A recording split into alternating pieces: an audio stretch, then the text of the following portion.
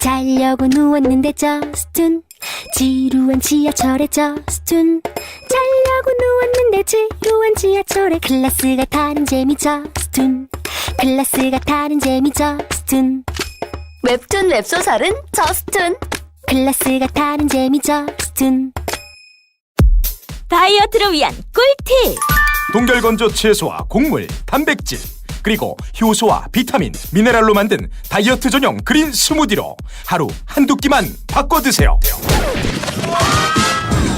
비타샵 그린 스무디 다이어트 1522-6648 1522-6648 혹은 비타샵을 검색해주세요. 야, 이 부장! 네가 부장이면 땅이야? 뭐? 저 인간 저거 쟤 오늘도 술술 풀리고 안 먹고 회수 갔냐? 내일도 신체 상태로 출근하겠구만. 아유. 고려 생활건강 술술 풀리고 음주전 한포가 당신을 지켜드립니다. 특허받은 천연 유래 성분 숙취 해소제 술술 풀리고를 은하계 최저가로 딴지마켓에서 만나보세요. 한글도 남보다 빨리 깨치고 참 똑똑했는데 갈수록 실력이 뒤처지는 것 같아 걱정이에요. 혹시 초등학교 교과서 본 적 있어요? 어려운 어휘가 너무 많아요. 학교에서는 어휘 개념을 하나하나 설명해 줄 시간이 정말 부족하잖아요. 그럼 어떡하죠? 내 아이의 어휘만큼은 내가 책임져야죠. 어휘 공부의 정성. 초등어휘 3천, 초등어휘 5천. 검색창에 초등어휘 3천을 쳐보세요.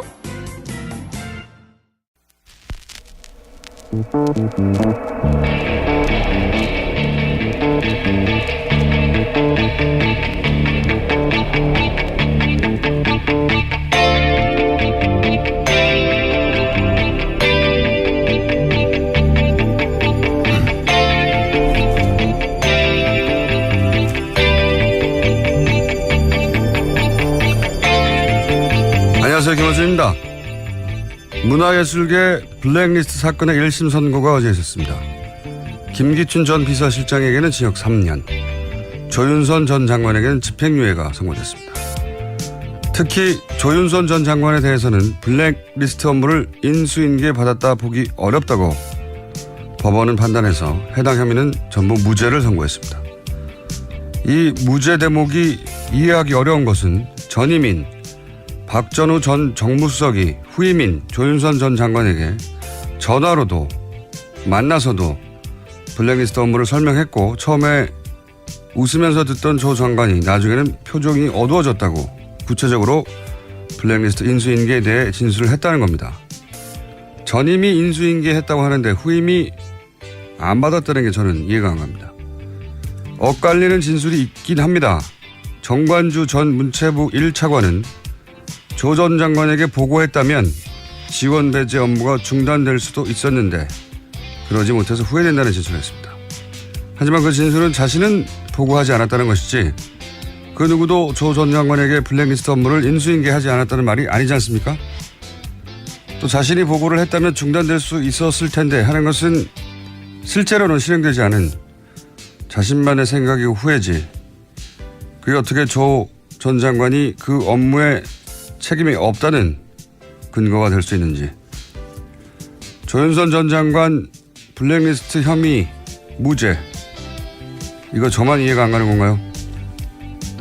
김어준의 의문이었습니다.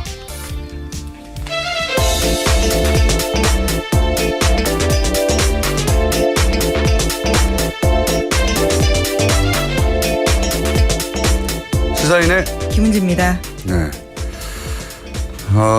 이 선고는 크게 화제가 되고 있어요. 블랙리스트 네, 관련. 그렇죠. 자, 간단하게 일단 사실관계를 요약해 주세요. 네, 문화예술계 블랙리스트 작성하고 집행하도록 지시한 김기춘 전 비서실장에게는 실형이 선고됐습니다. 블랙리스트의 실체를 법원이 인정한 건데요. 김기춘 전 실장에게 징역 3년을 선고했습니다. 또 김종덕 전 문화체육관광부 장관은 징역 2년, 신동철 전 청와대 국민소통비서관과 정관주 전 문체부 1차관, 김상렬 전 교육문화수석은 징역 1년 6개월의 실형을 선고받았습니다. 김소영 전 청와대 문체비서관만 징역 1년 6개월에 집행유예 2년을 선고받았습니다. 저는 이제 특히 이 대목이 더 이해가 안 가는 거죠. 그러니까 전임 장관은 징역, 그리고 그 차관은 또 징역. 그런데 후임인 장관은 본인을 건너뛰었다는 거잖아요. 예. 이것도 이해가 안 가고 전임 정무수석도 인수인계를 했다고 하고 전임 정무비서관도 안다고 하는데 후임 정무수석은 자기네 인수인계를 안 받았다는 거잖아요. 네, 자신과 함께 근무했던 정무수석실 시절에 다른 비서관들은 실형이 나온 건데요. 조윤선 전 장관만 무죄가 나온 겁니다. 본인만 빠진 거예요. 함께 일을 했었다고 봐야 될 텐데요. 저는 이게 참 이해가 안 가는데 다른 사람들이 다 무죄도 아니고요. 예.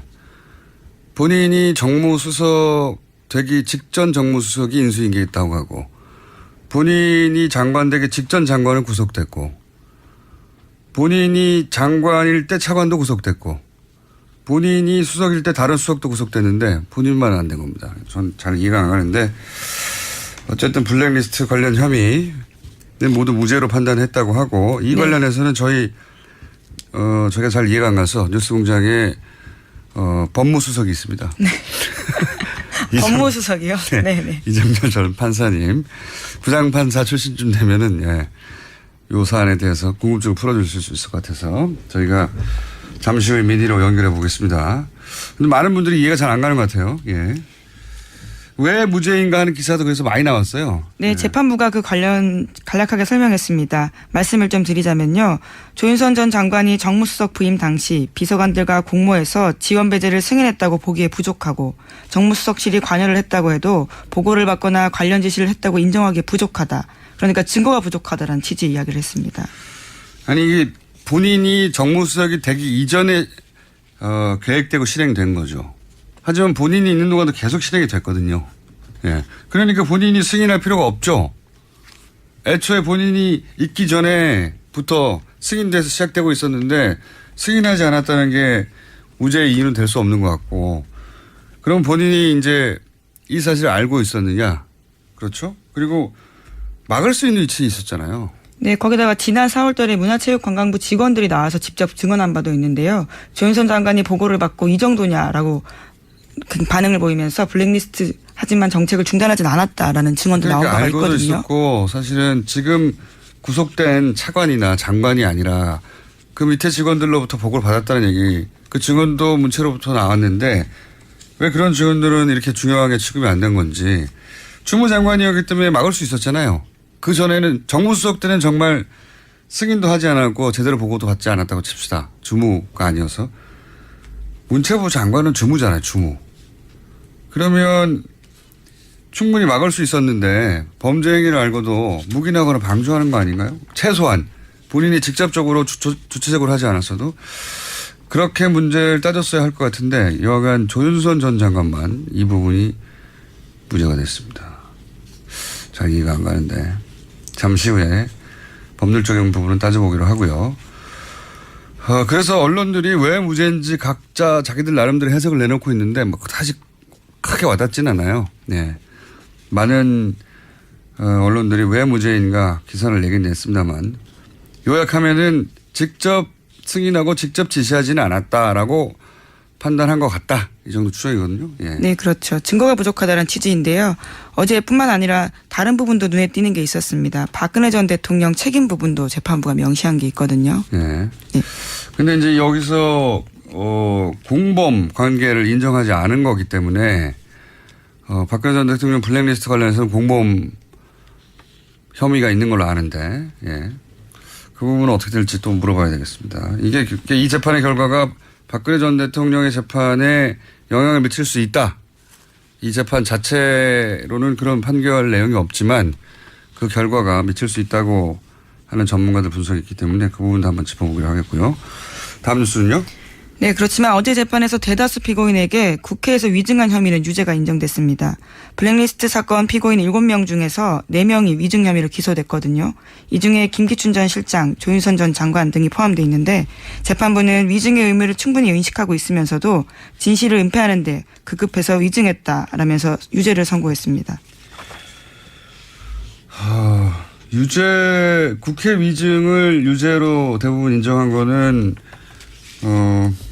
우리가 의미를 부여하고 주목할 만한 사안인 것 같습니다. 대부분 위증해도 흔히 말하는 솜방망이, 대충 이렇게 넘어갔었는데 이번에는 책임을 분명히 따지긴 따졌습니다. 그것이 위법하다고 따졌고, 이 이야기 하면서도 저는 잘 이해가 안 가는 게 여전히 조 전 장관에 대해서 청와대 지시로 지원 배제 업무, 지원 배제라는 말도 참 웃겨요. 예. 블랙리스트죠. 예. 블랙리스트 업무를 위해서 9,000명 명단을 작성한 사실이 있다는 거를 조 전 장관이 알았다고. 그 부분은 또 인정했습니다. 예. 알았다고 재판부도요. 했잖아요. 예. 위증 부분에서 아는데 모른다고 했다고 이걸 인정했어요. 이걸 인정했는데 당시 조 장관이 청문회에서 뭐라고 그랬냐면 아무것도 알지 못하고 관여한 바도 전혀 없다. 거짓말이죠. 그런데 여기서 관여하지 않았다는 부분, 이거는 위증이 아니라고 본 거예요. 왜냐하면 재판부가 블랙리스트에 있어서는 무죄를 판단했기 때문에. 그러니까요. 예, 알긴 알았는데 알긴 알았다는 것은 인정을 했잖아요. 그렇죠. 그런데 본인은 알지 못한다고 했잖아요. 이것도 위증이고, 관여하지 않았다는 부분은 진짜로 관여하지 않았다고 인정해 준 거죠. 아는 자체로 이미 관여가 되는 거 아닙니까? 청와대 장관이기 수석, 때문이죠. 장관도 예. 그렇고 수석인데요. 예. 수석이 2명도 아니고요. 장관이 2명도 아니거든요. 아니, 이게 안 갑니다. 이 판결이. 이게 제가 법을 잘 몰라서 그런 건지는 이정열 판사가 판결해 주시겠죠. 네. 언론 기사만 보고 전 이해가 안 가서, 그 기자들은 판사를 해본 건 아니기 때문에 저희가 잠시 후에 저희 궁금증을 풀어보기로 하고요. 자, 다음 뉴스는요. 네, 문화체육관광부가 문화예술계와 함께 진상조사위를 출범하기로 어제 결정했습니다. 진상조사위 구성은 문화예술인 17명과 문화체육부 직원들이 함께 구성합니다. 제가 보기에는 문체부는 이 판결에 대해서 받아들이기 힘든 부분이 있을 것 같아요. 꽤. 왜냐하면 문체부가 이로 인해서 가장 큰 피해를 받고, 그리고 사실은 문체부 직원들 중에 이 일로 인해서 부끄러움도 크게 느꼈고 고백도 했고, 실제 특검에 여러 가지 문서를 제공한 것도 그럼 참담함 때문에 제공했단 말이죠. 근데 자기들은 그렇게 느끼는데 장관이 아니라고 무죄로 나오면 후임 장관이 지금 조사위 법률적 판단하고는 별개로 진상조사회를 꾸렸으니까 여기서 또 새로운 사실들이 추가로 나올 수도 있겠죠. 예. 그럼 또 2심에서 반영이 될 수도 있을 것 같은데, 문화계에서는 이게 이제 인정이 잘 안 되겠죠. 예. 장관이 빠져나왔으니까요. 중무부처에 실행한, 문화계에서는 뭐 인정하기 힘들다는 반응이 많이 있던 것 같은데. 네, 어제 유감 표명들 나왔습니다. 문화연대 문화정책센터 소장인 이원재 소장이요, 관련해서 이러한 판결들을 인정하기 힘들다라는 입장을 냈습니다. 문화연대뿐만 아니라 많은 문화예술계에서 말이 되느냐고 성명들이 나왔고요. 예. 자, 그건 거기까지 하고요. 다음 뉴스는요. 네, 최순실 재산몰수 특별법이 어제 발의됐습니다. 국정농단 행위자 재산조사위를 설치하고 부정축제 재산은 법원의 영장을 발부받아서 소급해 몰수하는 것이 이번 법안의 핵심 내용입니다. 특별법 발의에 참여한 의원들은 132명입니다. 좀 더 필요하네요, 숫자가. 예, 15명이. 특이한 것은 국민의당과 정의당, 심지어는 자유한국당에서도 김성태 의원이 한 명 있는데 바른정당에서 한 명도 없다는 점. 바른정당에는 사실 지난번 국정조사 때 굉장한 활약을 했던 분들도 있는데. 그렇죠. 예. 스타 정치인들이 그때 탄생 많이 했습니다. 네, 어쨌든 물론 뭐 발의에 서명하지 않았다고 해서 이 법안이 이제 나중에 회의 때 통과시키지 않도록 반대표를 던진다, 뭐 이런 이야기는 아니긴 하지만 여간 참여는 하지 않았습니다. 자, 다음 뉴스는요. 네, 한국마사회 관련된 소식입니다. 한국마사회가 정유라 씨 등 승마 국가대표 선수단을 지원하기 위해서 마사회 예산을 쓰는 방안을 지난해 1월 초 현명관 당시 회장에게 보고한 사실이 확인됐다라는 보도입니다. 이게 오래돼가지고요. 이게 무슨 뉴스인지 잘 모르실 텐데 간단 요약하면은 삼성이 회장사인 대한승마협회가 최순실 씨에게 뭐 말을 지원하고 여러 가지 지원 계획이 있었다는 건 이제 확실한데 밝혀졌는데 그런데 마사회는 상관없다고 그랬거든요. 계속 부인했었어요. 우리는 상관없다고. 그렇죠. 계속해서 그런 입장이었습니다. 네. 근데 이제 마사회 회장도 삼성 출신이란 말이죠. 현명관 당시 회장. 여기서는 계속 우리는 최순실 정유라 지원한 적 없다고 했는데 알고 봤더니 처음에는 1,000억대, 나중에는 몇백억대, 나중에는 최종적으로 몇십억대 지원 계획이 있었던 거죠. 예, 계획이 있었던 거고 정유라 지원 계획이 실제 있었다는 거고 그리고 이게 실행되지 않은 이유는 이제 마사회에서 박재홍 전 국가대표 감독. 네, 예. 신마당 감독입니다. 이 감독을 그 정유라 지원을 위해서 독일에 보냈어요. 근데 이분이 갔다가 보니까 정유라 가르치는 건 못 해먹겠다고 귀국을 했거든요. 여러 가지 이유로. 아니 다른 선수들은 하나도 없고 정유라 선수라고는 정유라는 훈련도 안 하고 지원도 없고 그리고 돈은 중간에서 빼먹고 이분이 귀국을 했어요. 귀국을 해서 항의를 했단 말이죠. 이 문제. 그 문제가 불거지기 시작하자 그 지원 대책이 실행에 옮겨지지 못한 것이지 그렇게 실행에 옮겨지지 못하자 우리는 한 적이 없다고 부인하고 있었는데 이제 계획이 있었다는 사실이 확인된 거죠. 예, 해당 문건이 나온 겁니다. 그러니까 뭐 한마디로 말해서 대한승마협회 마사회 말과 관련된 모든 기관들이 정유라 지원을 위해서 계획을 가지고 있었다는 그런 이야기입니다. 그게 계속 부인했는데 증거가 나왔다는 얘기입니다. 예. 전방위로 정유라 선수 하나를 왜 지원했겠어요? 그거는 최순실 혼자만의 힘으로 됐겠는가? 당연히 박근혜 대통령의 뒤에서의 승인이 있지 않겠는가? 뭐 이런 그런 그 입증하기 위한 물증 하나 더 나온 거죠. 예. 자, 잠시 후에 저희가 바로 이정열 판사 연결해야 되기 때문에 오늘 좀 짧게 해야 될 것 같은데 제목 정도만 체크하고 넘어갑시다. 예. 네, 박근혜 전 대통령의 청와대에서 직무정지 중에도 업무 추진비를 하루에 800만 원꼴로 썼다라는 보도도 나왔습니다. 지금 현 정부는요? 예, 현 정부 같은 경우에는 하루에 760만 원 정도 차이가 납니다. 예. 출범초기에 매일매일 일하는 정부보다 직무 정지됐을 때 돈을 더 많이 썼다는. 네, 그렇죠. 814만 원 꼴입니다. 평균. 예. 근데 이건 액수가 문제가 아니고 돈을 어디다 썼냐 이거죠. 지금 현 정부는 돈 쓰는 게 다 확인이 되는데. 예, 계속 공개하고 있습니다. 매일매일 확인이 되거든요. 어디다 얼마 썼고. 이 814만 원은 액수도 직무 정지된 당시 청와대로는 많지만 많은 게 문제가 아니라 돈을 어디다 썼는지를 모른다는 거예요. 예, 대통령 기록관으로 이관해서 내역을 확인할 수 없는 상황입니다. 어디다 썼을까요? 네. 자, 다음 뉴스. 제목 정도 체크합시다. 예. 네, 홍준표 자유한국당 대표가 담배값 인하에 대해서 발언을 다시 한번 했습니다. 그러자 당내에서도 반발이 있습니다. 담배값 인하는 사실은 원내에 있는 의원들은 이게 분위기가 안 좋다는 게 느껴지거든요. 사실 이게 기분이 나쁜 겁니다. 기분이. 그러니까 그 담배값을 인상한다면 기분이 좋아야 되잖아요. 흡연자들은. 그런데 아니 우리를 뭘로 보고 이렇게 이랬다 저랬다 하나 기분이 나쁜 거거든요. 우리를 바보 취급하나 사람들이 그 정서적 반응을 잘 이해 못하는 게 있는 거고 또 하나는 홍준표 대표의 힘을 빼는 거죠. 예, 왜냐하면 이제 곧이어 지방선거가 있기 때문에 네, 여기서 힘을 빼놓지 않으면 홍준표 대표가 주도해서 지방선거에서 이제 친박 진영에 공천이라든가 이런데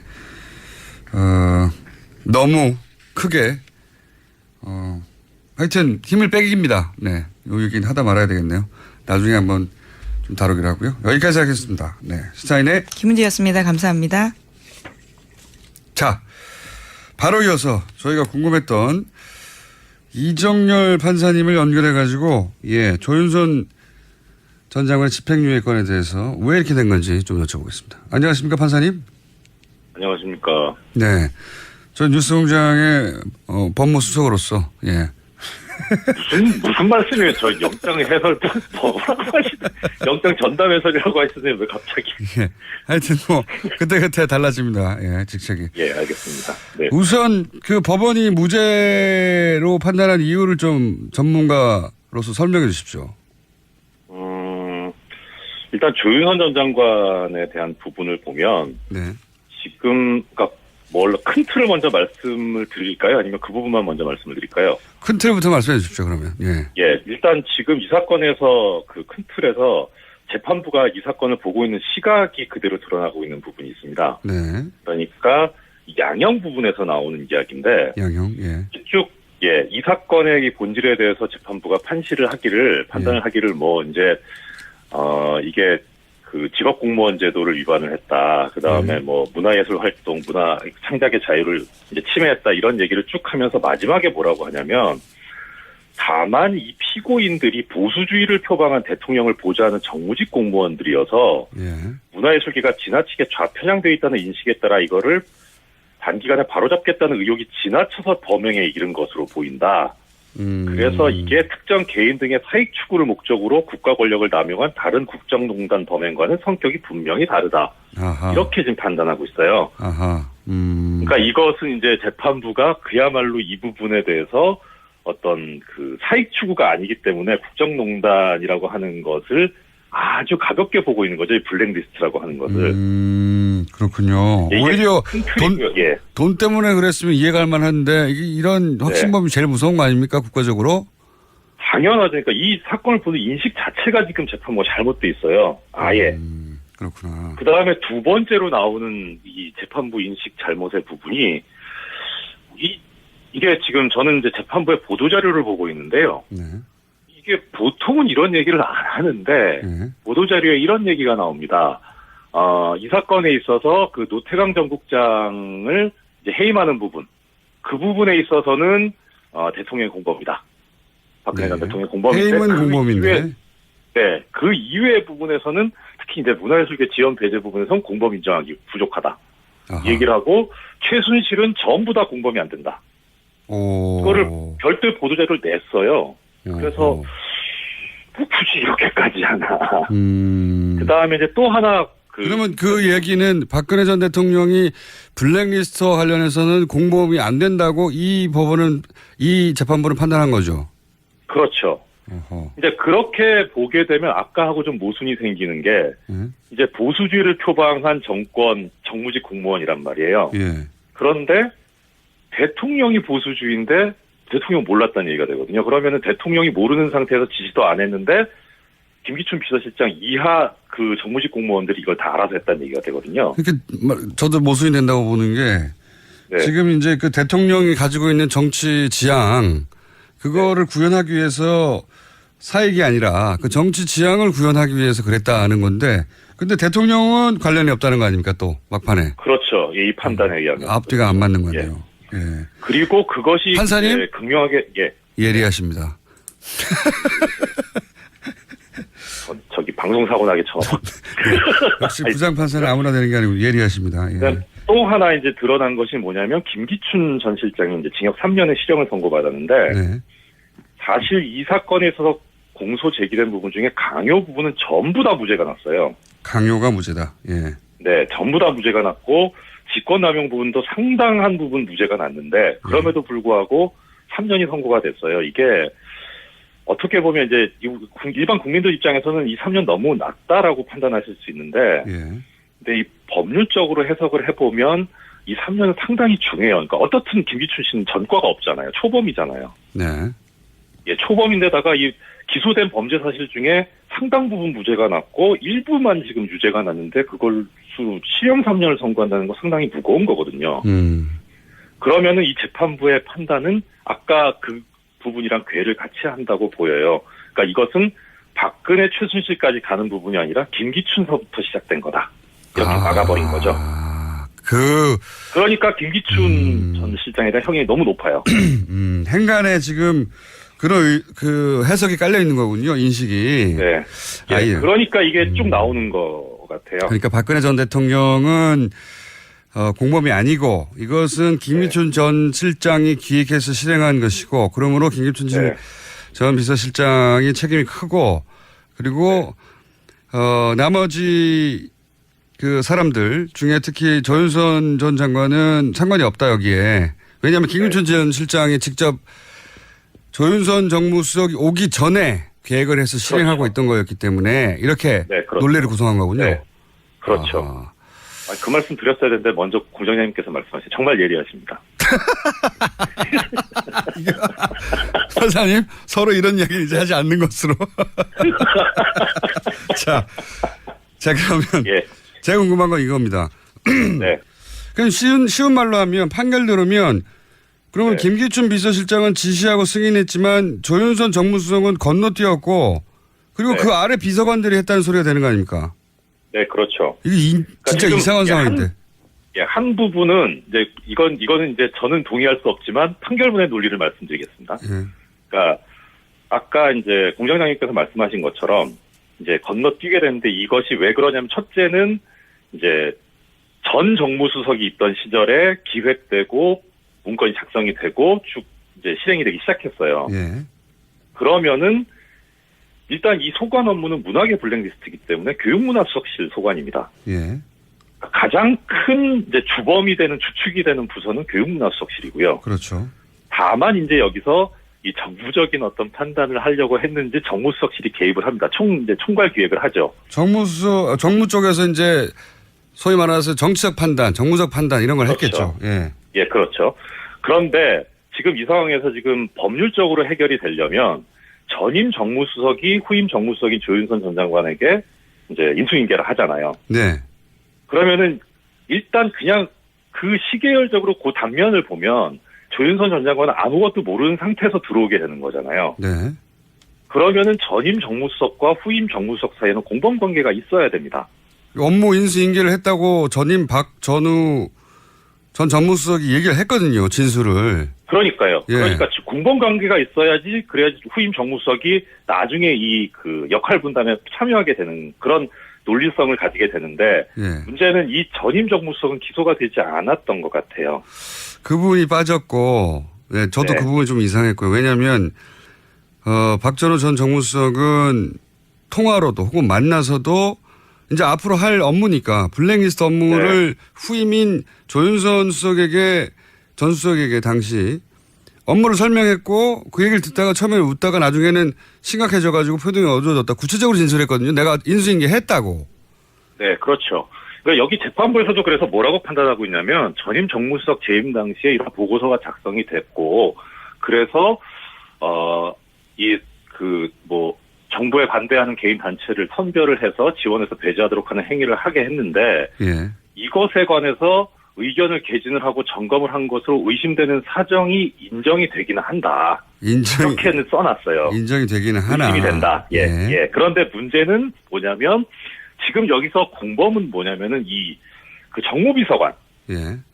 이 정무비서관이 지금 공범으로 돼 있는데 정무비서관은 실제로는 전임 정무수석 하에서 이제 여러 가지 행동을 한 것으로 지금 기소가 돼 있고 그 범죄 사실에도 그렇게 돼 있고요. 그다음에 이 사람하고 지금 후임 정무수석인 조윤선 장관 사이에는 별다른 지금 연결고리가 안 보여요. 판결문상으로는. 그게 저도 그게 또 이해가 안 가는 게요.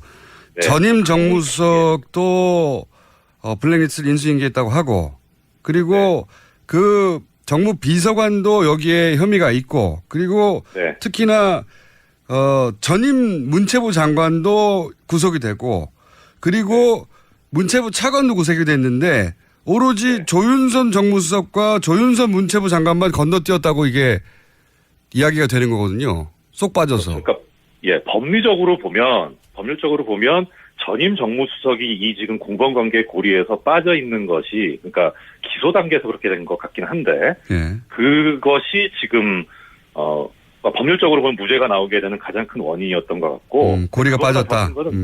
더 큰 거는 지금 이것을 그러니까 어느 한 순간 시간마다 단편적으로 보게 되면 그런 판단이 가능할 수도 있어요. 있지만 크게 보면 이 조윤선 전 장관이라는 사람은 박근혜 대통령 후보 시절부터 여기에 관여하고 있는 사람이잖아요. 그러니까 큰 아주 그림을 가까운 그리는 사람이고, 그리고 최종적으로 이 사람이 가는 곳이 문화체육부 장관이거든요. 여기는 완전히 이 블랙리스트를 실행하는 그 손발이 되는 자리에 가게 되잖아요. 그렇죠. 그러니까 기획부터 집행까지 풀코스를 다 담당했던 분인데 그 주요 어느 코스에. 한 단면만 보고 이것이 직권남용이 아니더라고 본 것은 너무 단편적으로 본 거다, 재판부가. 그럼 이거 어떻습니까? 그러니까 재판부의 판단을 10분 받아들여서 네. 이전 정무수석과 그 비서실장이 다 결정해 놓았고 그래서 그 네. 루틴이 이미 짜져 있어서 본인이 새로 승인하거나 지시할 내용이 없었다. 그래서 본인을 건너뛰었다라고 인정한다고 하더라도 네. 본인이 그걸 막을 수 있는 위치에 있었잖아요. 문체부 차관으로. 그러니까 네, 알았다는 것까지는 재판부도 인정을 했으니까 적어도 범죄 행위가 자신의 주무부처에서 실행되고 있으면 적어도 그거를 방조한 죄는 물어야 되는 거 아닙니까? 그렇죠. 이게 그런데 기소 자체가 이제 공동정범으로 돼 있어요. 공동정범은 그러니까 정범이기 때문에 일종의 주범의 한 형태인 거죠. 아하, 그래서 주도하지는 않았다. 아하. 예, 역할 분담이 있어야 되는데 그야말로 이 사람이 빠지게 되면 아예 이 범죄 자체가 안 이루어지는 그런 정도의 역할 분담이 있어야 되는데 지금 공장장님 말씀하신 대로 충분히 방조는 되는 상황인데 공동정범으로 기소가 돼 있고 사실 그게 또 맞는 거죠. 오히려 그렇죠. 방조라기보다는. 네. 네. 그래서 특검도 그쪽을 봤기 때문에 공동정범으로 기소를 한 것 같은데 사실 방조로 가기는 좀 실체적인 진실하고는 안 맞으니까 아마 그러지 않았나 싶은 생각이 듭니다. 알겠습니다. 예. 그런 허점들이 있고 기소 단계에서 약간 허점이 있었고 그리고 재판부가 이거 너무 협소하게 판단한 게 아니냐라고 이제 네, 그렇죠. 지적을 하신 거군요. 그리고 이 결과로 박근혜 전 대통령의 공범 혐의를 입증하는데도 어려움이 좀 생겼다. 그런 말씀이신 거죠. 일단 너무 이례적으로 재판부에서 뭐 박근혜 전 대통령이나 뭐 최순실 씨의 공범관계가 인정이 안 된다는 보도자료를 낸 게 이례적이긴 한데 일단은 이 사건은 블랙리스트 관련해서 김기춘 전 비서실장을 필두로 한 그 비서실과 문체부에 관련된 사람들에 대한 재판이었기 때문에 박근혜 전 대통령이나 내지는 최순실 씨가 이 블랙리스트 작성에 관여하게 되는 부분에 있어서 어떤 역할을 하는지에 관한 그런 심리는 사실 중요하게 이루어지지는 않거든요. 알겠습니다. 오늘 여기까지 듣고요. 예. 예리하셨다는 말씀을 남기고 또 조만간 요건에 대해서 다시 한번 연결할 기회가 있지 않을까 저는 싶습니다. 왜냐면은 문화계에서 반발이 심하거든요. 네. 오늘 여기까지 듣겠습니다. 네. 감사합니다. 네, 고맙습니다. 네. 이정열 전 판사님이었습니다. 모닝똥? 제겐 사치였죠. 내가 토끼인지 토끼똥이 나인지 내가 변을 본 것인지 변을 당한 것인지 나는 바나나이고 싶다. 간혹 구렁이이고도 싶다. 미궁 대장사랑 빅똥의 추억 미궁 대장사랑이 찾아드립니다. 혈중 콜레스테롤 개선과 배변 활동에 도움을 주는 건강기능식품입니다. 검색창에 미궁 대장사랑. 미궁 장사랑 이름 바꿨어요. 프로바이오틱스 12종 추가. 미궁 대장사랑. 골반 잡자 바로 잡자 바디로직 허리 통증 바로 잡자 바디로직 2017년 쿨 썸머 바디로직 라이트 출시.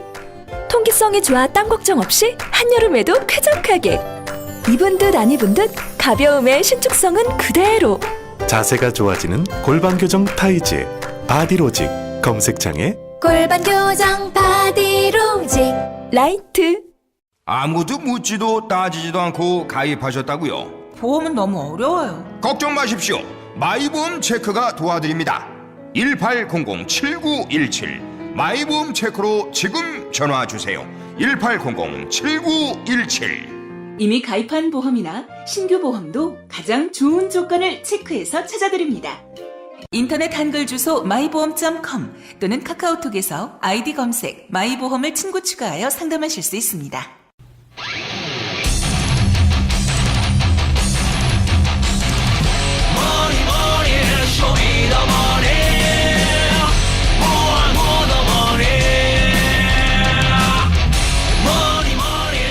최순실 재산 추적 프로젝트 쇼미더머니 은닉재산 프로파일러라는 신종 직군을 만드신 안원구 전 대구지방국세청장님 나오셨습니다. 안녕하십니까? 안녕하십니까? 예.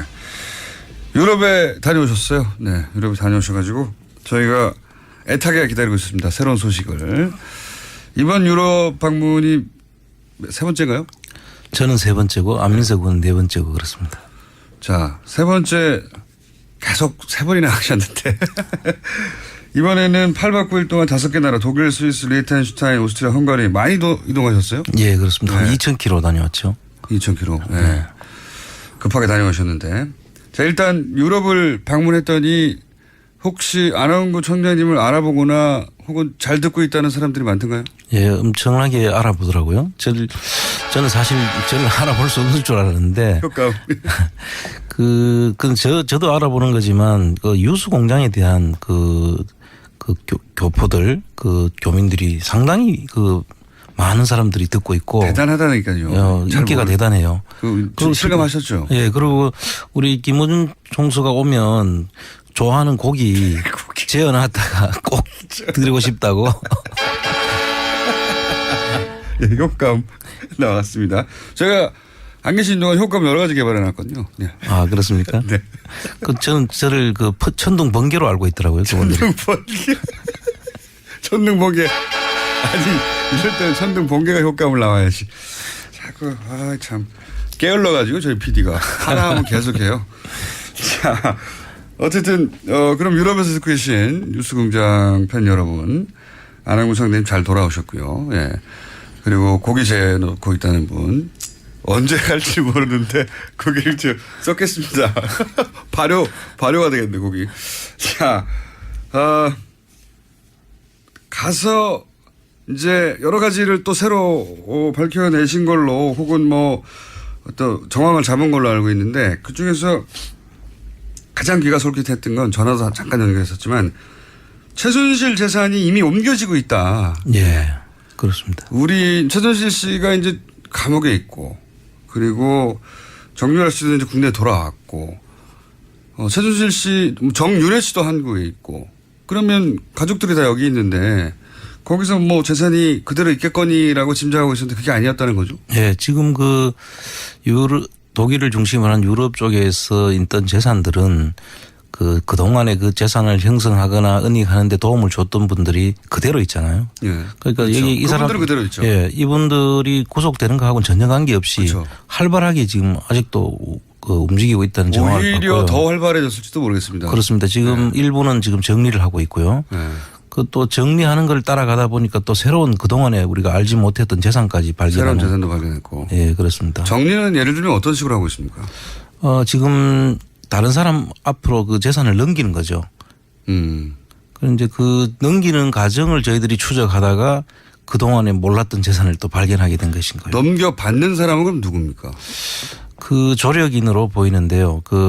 넘겨받는 사람들은 유럽에서 이분들을 조직적으로 회사를 만들어 주거나 또는 회사를 만드는 데 이름을 올리거나 했던 분들로 저희들이 추정을 하고 있습니다. 그러면 지지난 시간에 이게 이제 페이퍼 컴퍼니인데 이름만 있는 페이퍼 컴퍼니가 아니라 부동산 형태로 존재하는 페이퍼 컴퍼니다. 그렇습니다. 예. 네. 여기서 페이퍼 컴퍼니라는 건 그러니까 실소유자가 따로 있고 대리인을 내세운 거라는 거죠. 그렇죠. 예. 위장회사라고 보는 게 더 정할 것 같습니다. 네. 그러면 결국 이번에 발견된 재산들이 있지 않습니까? 호텔이라든가 여러 가지. 네. 이 과정 국정농단 이제 사태가 터지고 나서 거기서 승마장이라든가 구입한 호텔이라든가 이게 좀 밝혀졌잖아요. 예. 일부가. 근데 그런 재산들이 결국은 최순실 씨 다른 재산을 대리했던 위장회사로 넘어가는 겁니까? 그렇죠. 그리고 사실은 이 재산들은 범죄 수익에 관련된 재산으로 봐야 되거든요. 예.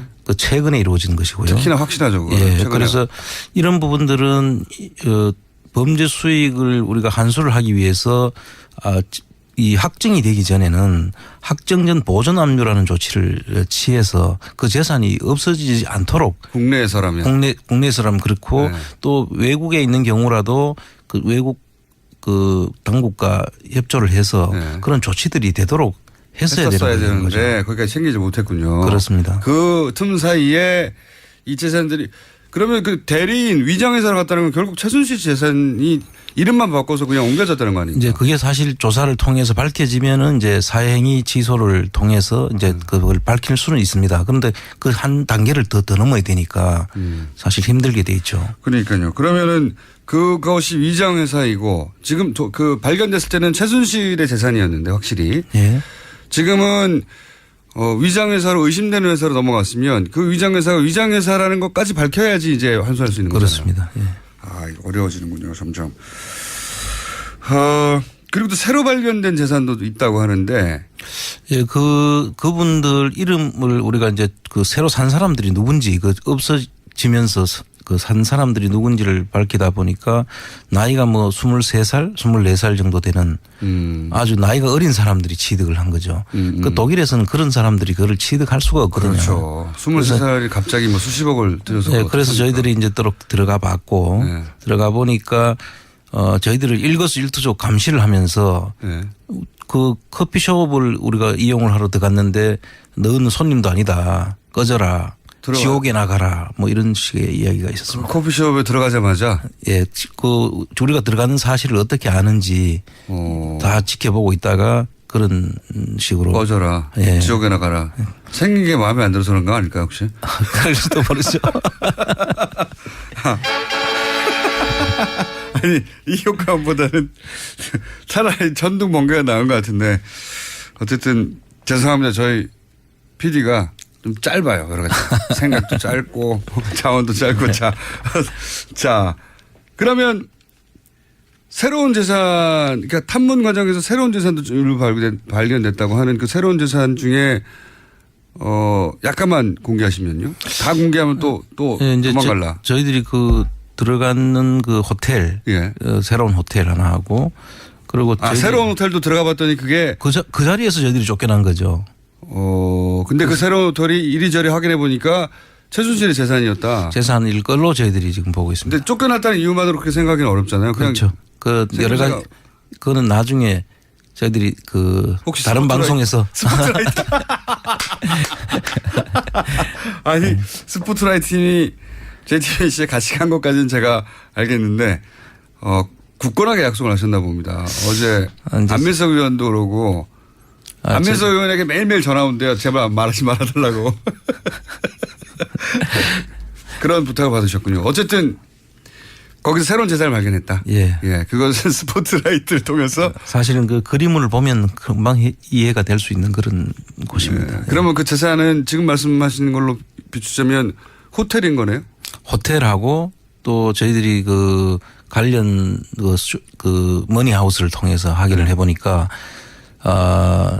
화장품 회사 또 화장품 회사. 승마장 승마장이요? 예. 그리고 이거는 제보에 의한 건데 오스트리아에도 호텔을 샀다는 제보가 있어요. 그래서 지금 저희들이 그동안에 그 제한된 시간 내에 저희들이 찾고 그렇죠. 있는 중이긴 한데 그러다 보니까 그동안 몰랐던 재산들도 사실 지금도 더 많이 있을 것으로 저희들이 보고 있습니다. 그렇겠죠. 뭐 갈 때마다 계속 자꾸 늘어나는 거니까요, 지금. 예. 이번에 가서 호텔도 찾고 승마장도 찾고 화장품 회사도 찾으셨다고요? 아하. 자세한 내용은 스포트라이트를 보시면 되겠고 스포트라이트 나온 다음에 제가 더 자세하게 얘기하겠습니다. 스포트라이트가 언제 하죠? JTBC에서 광고비 받아야 될 것 같은데. 자, 재산을 새로 찾았다. 네. 그중에 호텔도 있다. 근데 그 호텔은 그러면 최순실 씨 호텔이라고 찾은 곳에서 근처에 있는 호텔인가 보죠? 예, 그렇게 멀지 않습니다. 왜냐면 뭐 그냥 들어가서 커피 마시려고 그랬더니. 예, 그 같은 슈미텐 지역이고요. 아, 그렇군요. 예, 거리가 멀지 않습니다. 근데 이제 그 근처에 있는 호텔인데 초기에 기자들이 찾았을 때는 거기까지 못 갔는데. 그렇습니다. 예. 이번에도 우연히 찾은 거네요. 그렇습니다. 우연히 저희들이 찾게 됐습니다. 근처에서 커피 한잔하러 들어갔더니 뭐 쫓아내고 막 그래서 이상해서 여러 가지 정황들을 봤더니 이것도 관련 있는 재산이었다. 예. 그 가정은 나중에 다시 한번 스포트라이트 다음에. 그리고 그 안민석 의원이 또 한마디 저희 지난 코너에서 남기고 간 말이 뭐냐면 중요한 제보자를 만났는데 정유라가 키맨이다. 정유라만 있으면 이 재산 문제는 문제가 없다. 이런 이야기를 했다고 해요. 예, 좀 지금 자세히 얘기해 주세요. 한 60대 여성분인데요. 저희들이 구체적인 내용은 지금 말씀드릴 수가 없고 그 내용을 잘 아시는 분인데 역시 스포트라이트 때문에 말씀하시죠? 아니요. 그거는 저희들이 그 스포트라이트하고는 관계없이 그분을 저희들이 또 노출시킬 수가 없는 그런 정황이 있습니다. 그런데 요약하면 정유라가 재산의 키맨이다? 예, 그렇습니다. 정유라가 있는 한 이 자금의 흐름이라든지 그 다 움직일 수 있다. 저도 뭐가 이상했냐면 정유라 씨는 돈이 없다고 하고 그리고 최순실 씨는 한국에 구속돼 있는데 근데 덴마크에서 구금돼 있는 기간 동안 변호사가 덴마크에서 가장 비싼 변호사였거든요. 예. 그런 사람들 몇 천만 원은 안 되거든요. 그렇습니다. 그 돈은 도대체 어디서 났을까 궁금했었는데. 지금 저희들이 이제 다니면서 확인한 바로는 본인이 직접 가서 찾을 수 있는 그런 형태의 금융 자산이 숨어져 있을 것으로 저희들이 짐작하고요. 그것을 이미 정유라한테 다 넘겨졌지 않을까. 그래서 지금 일어나고 있는 그 정유라와 최순실 모녀 관계의 갈등 부분도 갈등 부분도 저희들은 그냥 예사로운 그 상황으로 보지를 않고 있습니다. 3세대와 2세대가 돈을 놓고 주도권 싸움하는 것일 수도 있다. 그것일 수도 있고 또는 오히려 계획적인 그 자기들이 의도된 대로 지금 움직이고 있는 것이 아닐까 이런 진술도 가능하죠. 알겠습니다. 자, 하여튼 중요한 제보자, 그러니까 정유라가 키맨이라고 말할 정도면 내막을 자세히 아는 사람 아닙니까? 그렇다고 봐야죠. 그러니까 지금 다 밝힐 수는 없는데 하여튼 여러 가지 중요한 제보를 했군요. 예, 뭐 그 외에도 뭐 많은 제보들을 저희들은 해줬고요. 그러면 쭉 앞으로 푸시면 되고요. 네. 예. 오늘 다 푸시지 마시고. 그리고 이제 저희가 이제 방송 전체가 스포트라이트 광고가 되어 있기 때문에 손석희 선생님에게 청구서를 보내도록 하겠습니다. 외환은행 스위스 사무소 이거 불필요한 곳에 그러니까 우리나라와 스위스가 거래가 없는 시점에 외환은행 스위스 사무소가 만들어졌고 거기에 박근혜 전 대통령의 가까운 친척이 외환은행 장을 했었고 그분이 한국으로 돌아오자 그 은행은 문을 닫았고 지점 문을 닫았고 그리고 그것이 헝가리로 이동한 것으로 보인다라는 말씀을 지난 방송 마지막에 하시고 스위스로 가셨어요. 그렇습니다. 그 지점은 확인하셨습니까? 예, 지점은 그 스위스 유니온뱅크 또 크레딧 스위스 은행 그 같이 있거든요. 예. 박정희 전 대통령 비자금이 있다라고 추정되는 곳. 거기에서 한 5분 도보로 5분 거리에 있는데요. 예. 그 지점을 가보니까 상당히 그 땅값도 비싼 곳이고 과거에부터 그 지역은 아주 번화한 곳으로 알려져 있는데 거기에 그냥 아무 영업도 하지 않는 사무실을 거기에 냈다는 것.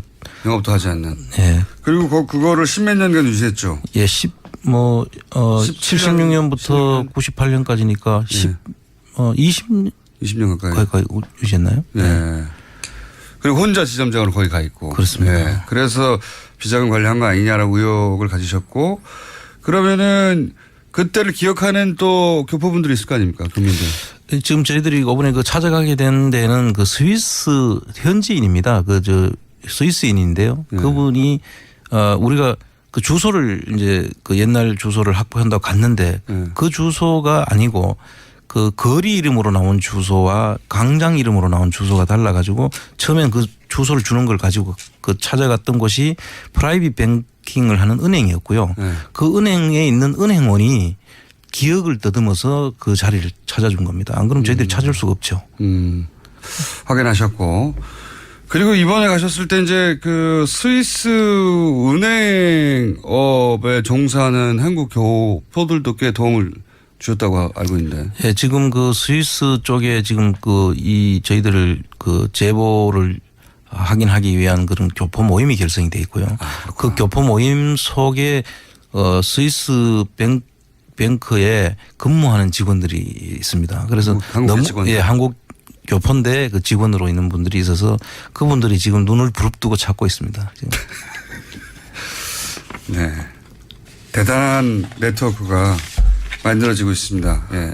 이건 다 국가가 해야 되는 일인데 지금 사비로 하고 있는데 사비로 하는 걸 넘어서서 현지에 있는 분들이 자발적으로 나서서 네트워크를 만들고 그렇습니다. 네트워크와 지금 뉴스공장과 함께 안원구 총장님과 함께 그분들이 우리 김어준 총수의 팬들입니다. 그분들이 다.